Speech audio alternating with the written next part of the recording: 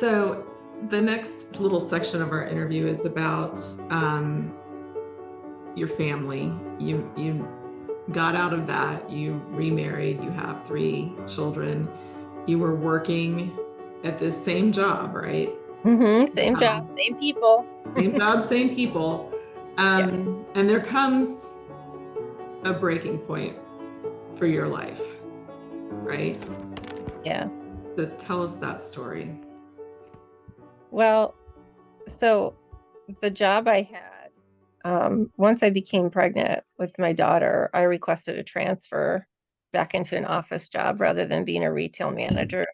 Um, because even as a store manager, well, you kind of made up your own hours, so to speak.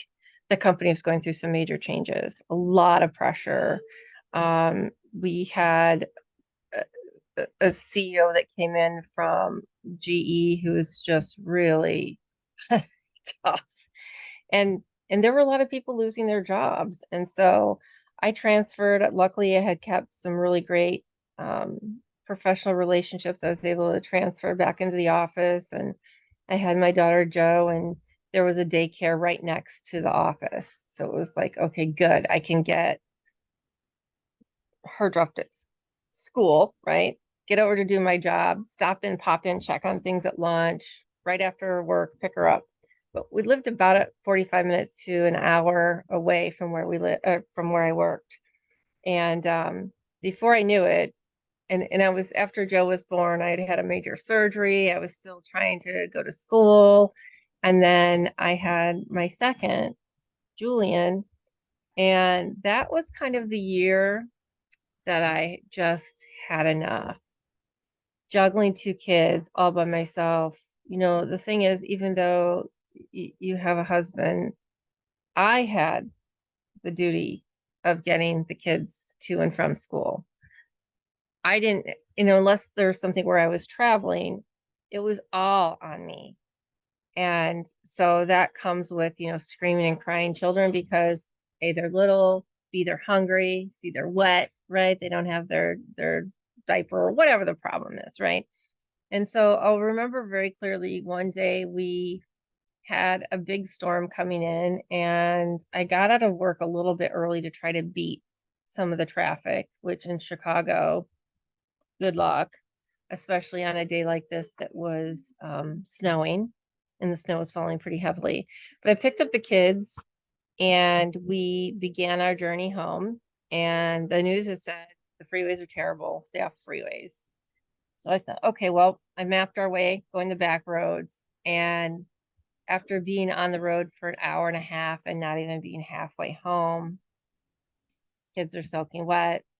I'm mixing bottles as I'm driving, right? Shaking the bottles and passing it to the kids. And then this one's hungry. And then that, it was just like, and then my little guy is screaming the top of his lungs. And then that makes everybody in the car unhappy. And I called my husband. I said, do you hear this? Do you hear what's going on here? I just want you to know I'm done. I'm never doing this again. I am not spending another winter on the road with the kids, stuck in snow. It's not happening. And he just kind of sat there and said, okay, well, what are you going to do? And I said, I don't know, but I can tell you I'm not doing this. And I hung up the phone, and we eventually got home. I think the ride that day was like 3 hours. And I remember that was a steadfast plan, is that even though I'd worked there for so long, even though I loved my job more after I left it, actually, because I realized how much it had taught me and the skills that I had acquired. But um, I set out the next week. We went to, at that time, people read magazines, went to the bookstore and picked up a book on franchising, because the question was not that I didn't have skill sets, but what did I really want to do? I mean, I just didn't know. I knew that I had HR experience. I knew I had call center experience. I knew I had home improvement experience. But what kind of business do you open for that? So we opened up some franchise magazine and started looking, read a little bit about what franchising was, and a lady gave us a call after we'd sent in a couple of inquiries, and we took this kind of profile thing, and she said, well, based on all the stuff that you've done and the things that you know and the things that you like and the things you don't like and the lifestyle that you're looking for with kids and time off and no nights, no weekends, here are some of the types of models that work for you. And by the way, you can have work-life balance if you buy the right model. And I was like, So we went through a process that took us a couple months to really kind of figure out what we were doing. And then you have to come up with the funding and all that good stuff. But when it came down to comparing within the same category, 3 companies, it came down really to the first part had, I think the dog's gonna bark. I hope he doesn't. The first part had, what kind of culture did they have? What was the investment level? How well did they validate, right? But the biggest thing that stood out is that the brand I chose had a way to give back to the community. And not only did it have a way to give back to the community, the cause was domestic violence awareness. And so to me, while I'm not a spiritual person, I was like, oh my God, it was meant for me to do this one. Like I hadn't seen, first of all, I hadn't seen a lot of models out there that had a corporate sponsored way to give back. And I had never seen or heard even of a way to give back and help educate people in domestic violence awareness. And so it became kind of an awakening, I think. And it took me from being excited about a brand to really being passionate about the brand. And I'm not passionate about cleaning toilets, right? So having a Molly Maid, it's not that, but it's about knowing that you can give back to the community. It's about knowing that you make a difference. It's about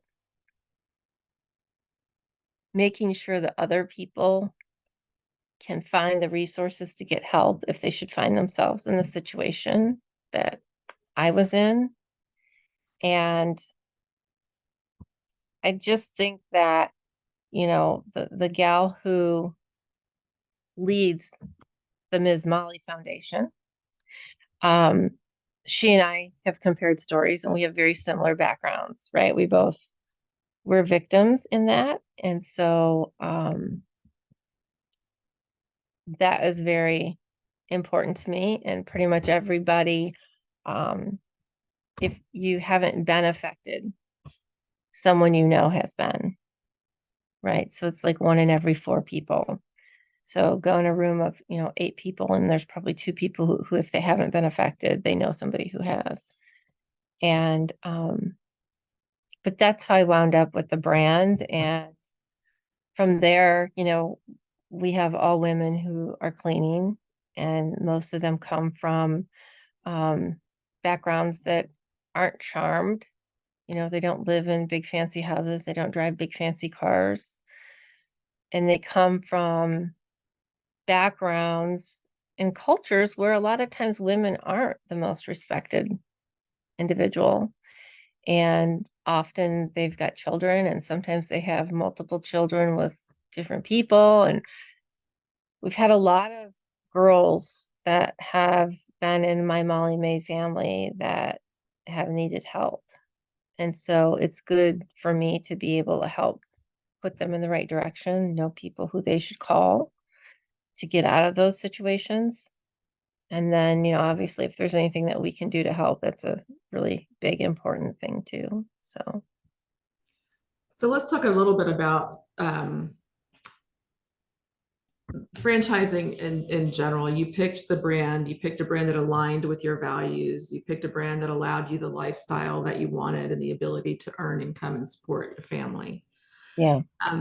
And in terms of franchising, I mean, I think one of the threads that kind of has been weaving through your life is this thread of the things that you've learned and the reasons why it's important to you to empower other people, because you were able to get yourself down this track.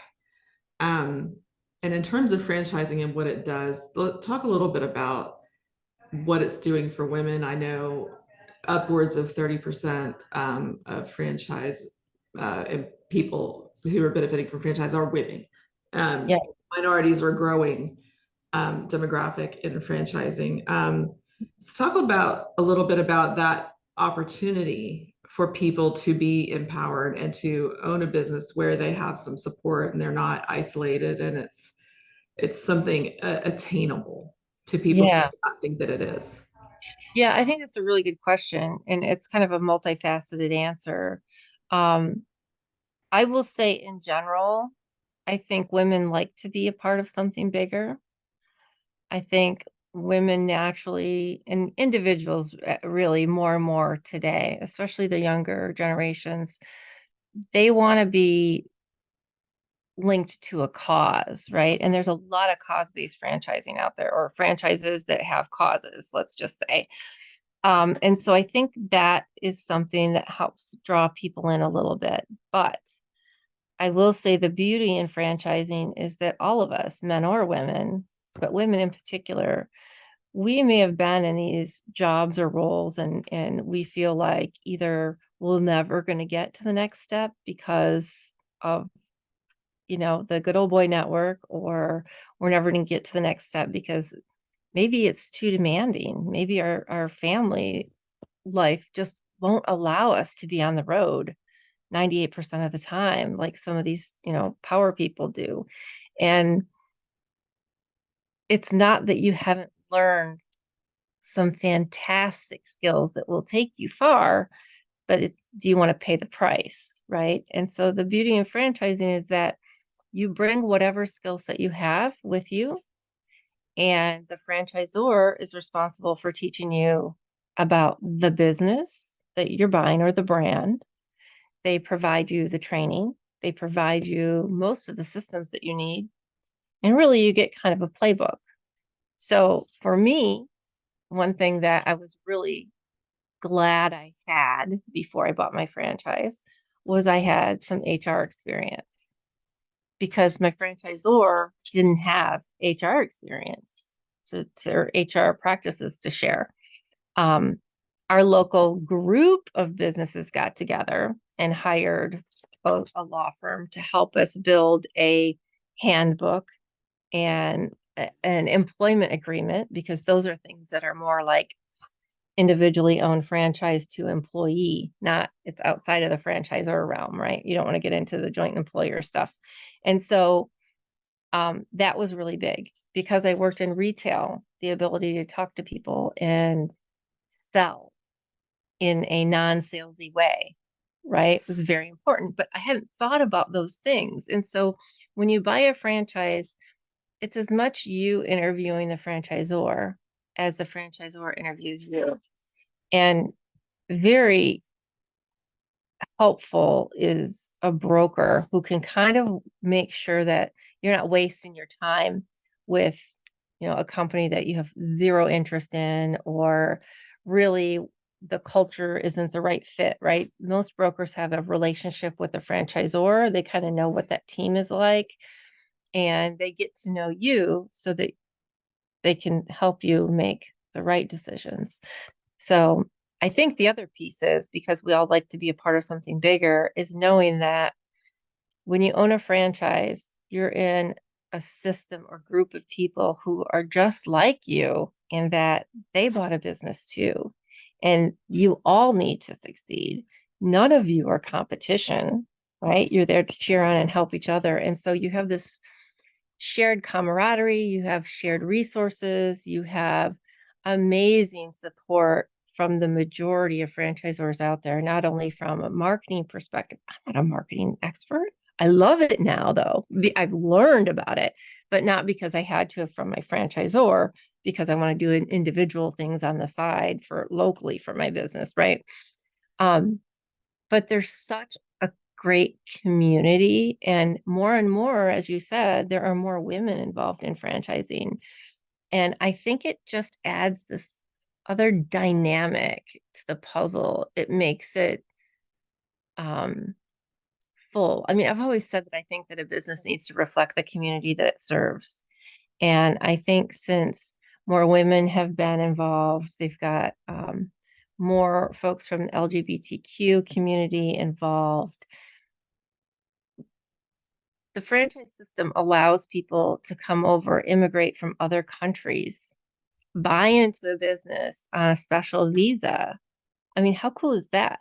So you've got all different kinds of perspectives going into franchising, and you're all fighting to protect and to drive one brand.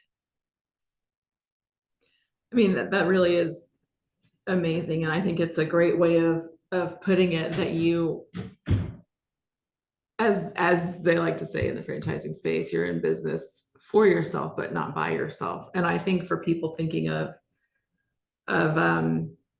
doing something like that, feeling less of an island is very comforting, right? Yeah, yeah. Yeah. So let's And let's talk a little bit about the Molly Maid experience that you've had in growing your business. You started off with one territory, right? mhm. Now, how many do you have? Well, it's a total of 4. We blended franchise agreements on the first acquisition I made. We actually bought a little extra territory in there too, but a portion of it.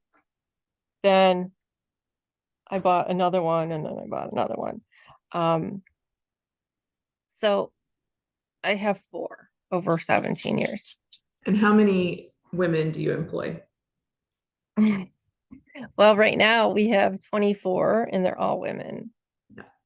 And so, in terms of being an employer, I think one of the things that I find gratifying as a business owner is being able to support other people and to be able to empower them to learn new skills, follow a dream, even if you train them up and they go on to do something else. I think there's a Yeah. legacy in that, right? Of feeling like you've contributed to somebody's path.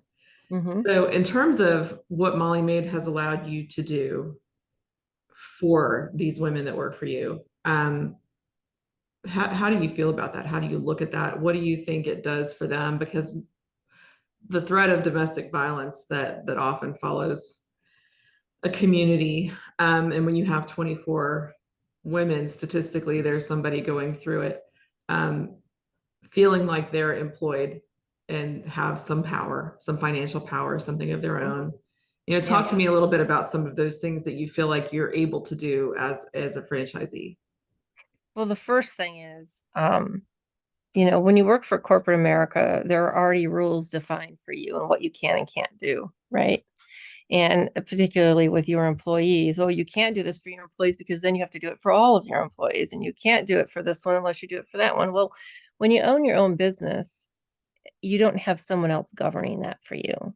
You decide, right? And so for me and with everybody that comes in, my first thing when I meet them is welcome to our family. And it's not, I don't mean that to be cliche. I mean, I really mean it. My girls know if they're in a situation and they need money, they can come to me. They know if if their car breaks down and they need a car, I'm there for them. They know, and they all help each October when we do this big Ms. Molly drive. They're bringing bags of stuff back. They're bringing checks back. Now, I chose to take money out of every clean all year round to donate to the Ms. Molly Foundation through what we call our diamond level. And so the teams all know that. I think it's really important to recognize when you have a group of employees, how do you recognize, I'm the one that speaks Spanish the least. All my other employees speak Spanish. But what we do try to do is make sure that we observe and respect their holidays as well as my holidays. The franchisor does not tell me where I need to set my prices. The franchisor doesn't tell me if I have to pay. Matter of fact, they say don't pay holiday pay because all the cleans from that holiday are just going to get moved somewhere else in the week. Well, I still pay holidays. Um, we have a pretty nice paid time off situation. The franchisor doesn't do that. So I used some of the knowledge and some of the guidelines that we had at my corporate job to kind of set standards for my business. And the one thing that I will say that I learned from my corporate job, they were very much about the employee. I mean, the employee was at the center. And, I always say I grew up, I was taught. And when I mean that, it's from my employer, really. And that is that if you don't keep your employees happy, if you don't take care of them, they're not going to be happy. They're not going to take care of your clients. And I have girls who've been with me, and in this industry, it's tough, but I've got girls who've been with me for 13 and 14 years. Mhm. Now, to keep them, right? I understand that when, wages go up, inflation goes up. So we have to take price increases because that allows me to do things for them, right? We do bonuses for how many, good reviews they've received. And, we continue to try to give them more and better. And when I see the differences from when I started to now in their paychecks are completely different. The culture that we've created, if we hire someone and that person happens to be like the bad apple, I don't tolerate that because the rest of the girls that have been there for a long time. And it's interesting because people always say, I don't really understand, Kristin, why you don't have an issue with employees. I said, because I tell my girls, listen, you go out and decide who you want to work with. If you meet somebody and you're like, I really like you, I think you'd make a good partner, then you bring them in and I'll pay you to bring them in if they stay for 90 days. And so they get a bonus. The new employee gets a bonus for staying 90 days. And that allows the girls, they're not saying to me, oh my gosh, why did you hire that girl? She's terrible. I can say, well, you brought her in. So what did you see in her that made you believe she was a good employee? And what you're seeing now, if it's not consistent, then we have to figure out how we're going to fix it. So they've And got skin in the game. yeah, exactly. Well, they all want their money, right? Mhm. Yeah, and they're incentivized, but also they're incentivized to continue to create the culture by who they bring in. So Yes. it benefits them all around, right? Yeah. And I kind of think everybody that's there, they're not all related, but there are circles of relation, Mhm. sisters and aunts and moms and daughters, and it's really great. And I remember somebody telling me early on, oh, you don't want to do that because if somebody needs a day off, then they're all going to want the same day off. And I'm like, you know what? Listen, so we had a girl who, oh God, her daughter was killed in a car accident this past year. And we closed the office for the day so that everyone could attend, right? And no, it wasn't a holiday, but it was a family emergency. It was a family thing that happened. And you know what? Everybody showed up, everybody went.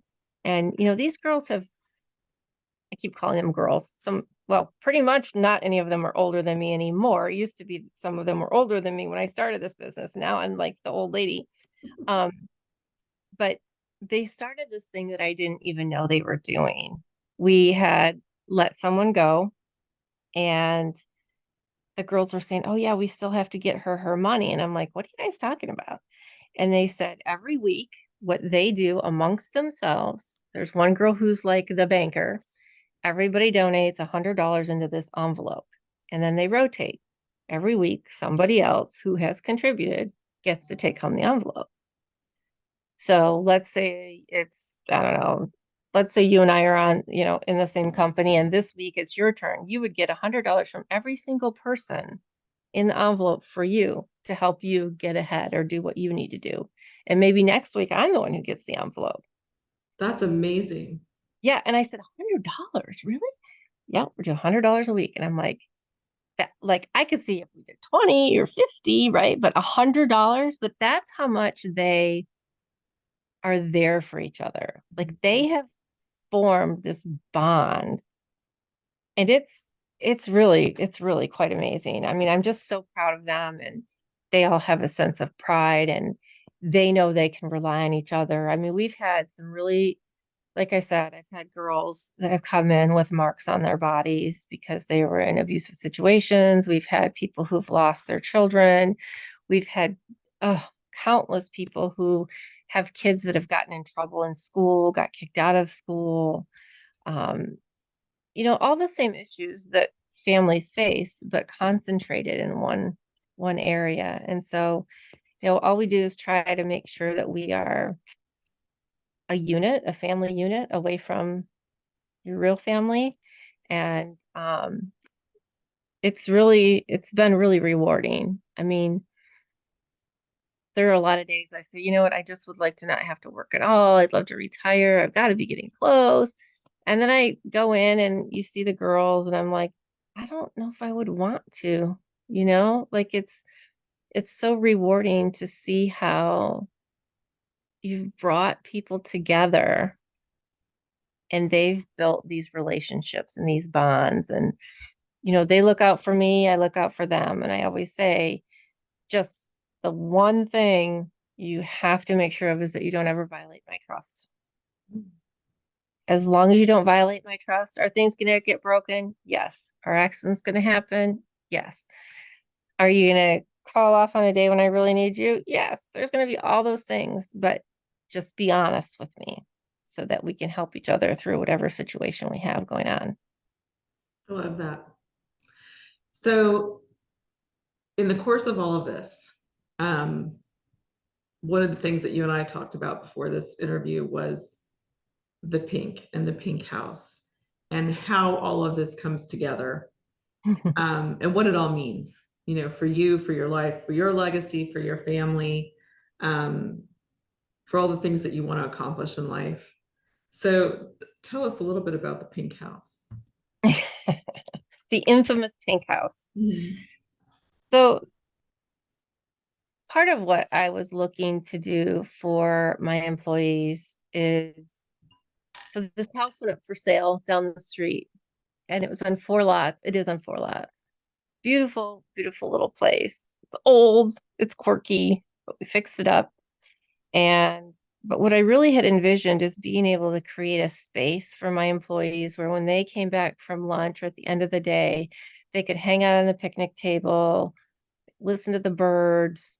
They had like going to a park, right? At the end of the day, they could sit outside and do their paperwork, whatever it is that they needed to do, but they knew that that was their safe place. I mean, I guess they probably feel that way in a regular office too, but it's not as private. It's not as for them, right? And the reason I had also looked and was looking to leave is that they all said it would really be helpful since we bought the last 2 territories to get closer to the freeway. That was one thing that they really wanted to do. So when this house down the street went up for sale, I first looked at it, a year prior, and the lady and I couldn't really come to an agreement of where I wanted to be price-wise because it needed so much work. But I had called the city then and I said, listen, this is what I would like to do. I just want to know what you think. And oh yeah, by the way, what are the chances I could get some TIF money just in case, right? Oh my God, it's a great idea. Not a problem. I'll call you back about the TIF money. I got a call back, says, listen, I think we can give you TIF money too, even though you're like right on the line of the business district. I think you'll be just fine. Let's get it going. Send me the receipts, blah, blah, blah. Great. Well, then it didn't get going because we didn't close on the house at that year, right? The lady had a couple other looky-loos come in. So they came back to me and said, hey, are you still interested? And I said, well, yeah, I am still very much interested. And at the time, I wasn't sure if my mother-in-law would also live there or what exactly we were going to do. But the goal was to get the business into the house. Now, naively and stupidly, I will say, sometimes you get your cart ahead of the horse, so to speak. And I did that a little bit because I went based on the conversation I'd had with the city. The house was unincorporated. Long story short, a bunch of drama happened. I stood alone. Well, the mayor was good. The board of trustees were good. Everybody was excited to have Molly Maid coming. I was going to have to annex into the city and rezone from residential to commercial. So much around me is commercial, except for all the stuff behind me, which, by the way, is my own neighborhood. So on the hearing, the public hearing day, there was like 40 of my neighbors, 40, 60, could have been a million for all I care. There was me and my friend who lives down the street on this side, and then everyone else on the other side. And, they just didn't want a business there, even though it was an office. It's just too much traffic, too much this, too much that. So I was really defeated, but understood that, you can't go and try to get those things rezoned and all this other stuff unless you already own the property. So I couldn't have gotten anywhere. And that's what people say, well, why didn't you just go and do that before you bought it? Because if you don't own the property, you can't. You have to buy the property. So long story short, I bought the property. This all happened. And then I decided, and the neighbors, some of them were just being really, a bully is probably the best way to say it. So I decided that no matter what, we were going to move forward with this house, and whether it become an Airbnb or whatever it's going to be, we're going to move forward with it. And so my dad said, we were talking, he said, maybe, I don't remember if he suggested or I suggested it. I think I might have said I thought about painting the house pink. And my dad said, oh my God, I think that's a great idea. And I said, it's kind of like, when you and I talked about taking lemons and making lemonade, you know, I could build on all 4 lots if I wanted to. I could rent it out. There's so many things I could do and still stay within the residential thing. But I really took a liking to this house. It took all the frustration, all of the doubt and the nastiness and the bullying that I got from the neighborhood and from some people in the community that they don't know me. They have no idea who I am. And I just said, you know what? I'm going to show you. I'm going to make this house into something so cute. You can't not like it, right? Now, maybe not everybody likes the bright pink, but for me, painting it pink is just kind of like how it was to form my company, right? It's taking all this stuff and putting it together in a little package. So taking my girls with all their crazy lives and all their drama and putting it together in one package of Molly Maid brand that has a 4.9 Google star review that, really has a great standing within the communities. That's what I wanted to do. So to me, the house isn't a house. The house is more of a statement. And then it just so happened that all of this came at the same time as the Barbie movie. And so I had gone to see the Barbie movie and I thought, you know what? This is really the right thing to do because it shows people, it shows me, you don't have to conform. You don't have to be like everybody else, right? Sometimes you have to stand up on your own. It's kind of like being in that public hearing where it was me and my friend Lori and everybody else. And it's okay. It's okay to be different. It's okay to maybe not be liked. I mean, there were all these things on Facebook, and I finally said, listen, I really appreciate all your opinions, but don't we have something more important to deal with in the community than the color of my house? We have a homeless problem. We have a water problem. We have a traffic problem. And you're all spending this time and energy on a little pink house. Like, I'm flattered, but really it's not necessary. And so we're still going to have parties there for my girls. My daughter lives there now in the summers. She's always welcome to live there when she comes home. And I have a business partner that's renting it out every other month. And, I still go there and do some of my office work. But that is where the girls will go when we do our various holiday parties so that, they have the space that I really wanted to have for them. I really did. And, but things always work out. And so if we wind up one day selling it and buying something bigger and better and, more conducive for them, great. And if we don't, we just keep it as it is. That's okay too. But I just don't want people to think that it's okay to just quit and to bury your head. Sometimes you have to stand up to the bullies. You have to be okay standing alone against a whole group of people and keeping your chin held high and say, oh, you don't like it? Okay, well, that's all right. You don't have to, because it's not you, it's me. It's not about them, it's about me. Mhm. So it's come to represent more than Molly Maid, and Molly Maid represents more to you than just Molly Maid. And we've talked about living the pink Yeah. um, as sort of a new mantra and a new way to think about the future and things like that. So what does that mean to you, this living the pink idea? Well, it's interesting. I mean, I think it means a lot of different things. I could look at overcoming some of life's biggest challenges. I had a conversation with a neighbor who called me the other day and said, I just want you to know that I love the pink house.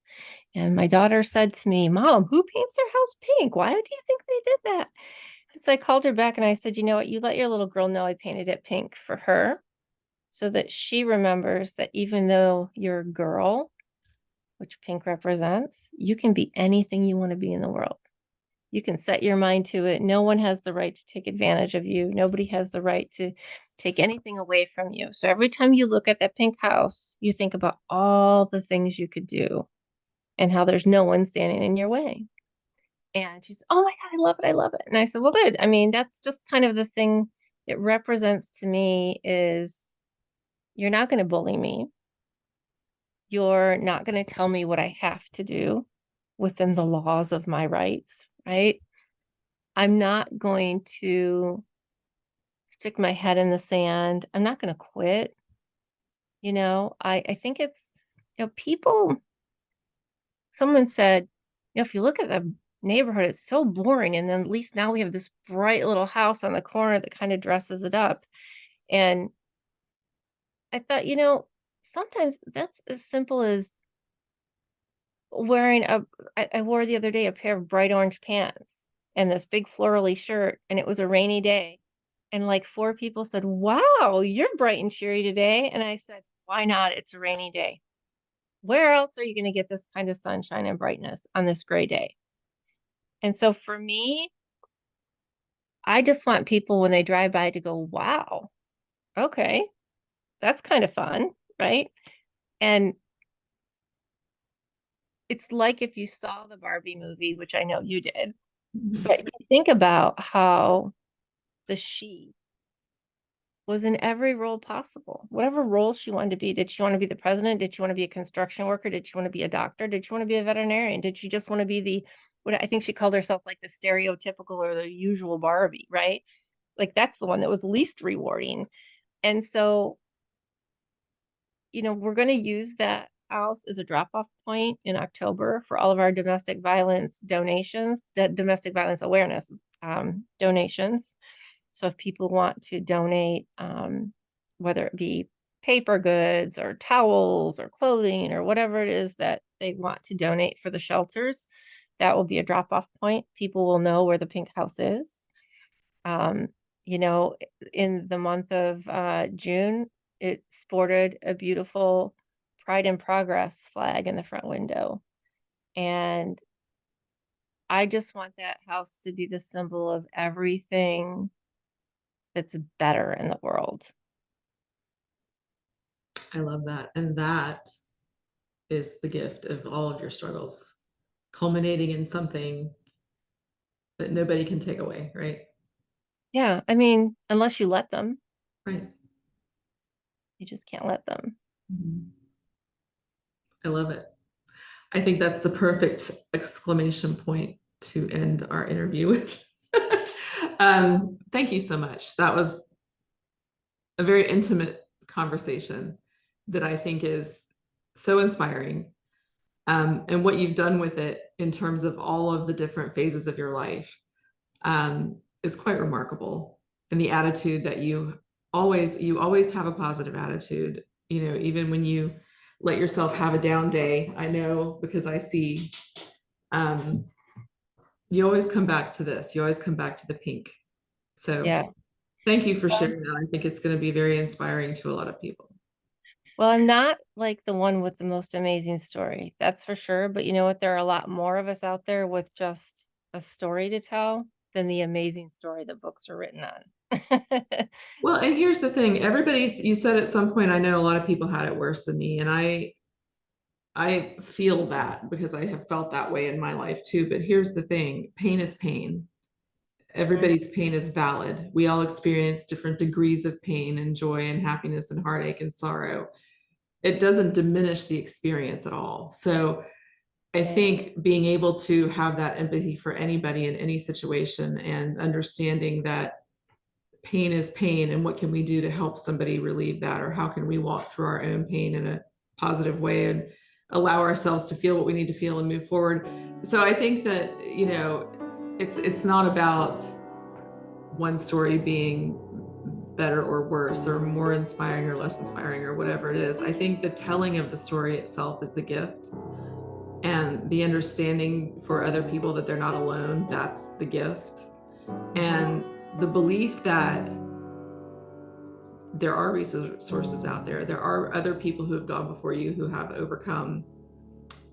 Those are the gifts of stories like these, that you can help someone else feel like, you know what, if she could do it, so can I. absolutely. Absolutely. You can grow up in a small town in Section 8 housing and still grow up in a big city with a nice sized business, helping support women who are in different situations, right? So I thank you for doing the story. I really hope that if it touches one person, right, that's all you can really hope for. And it will. Thank you so much. All right, thank you.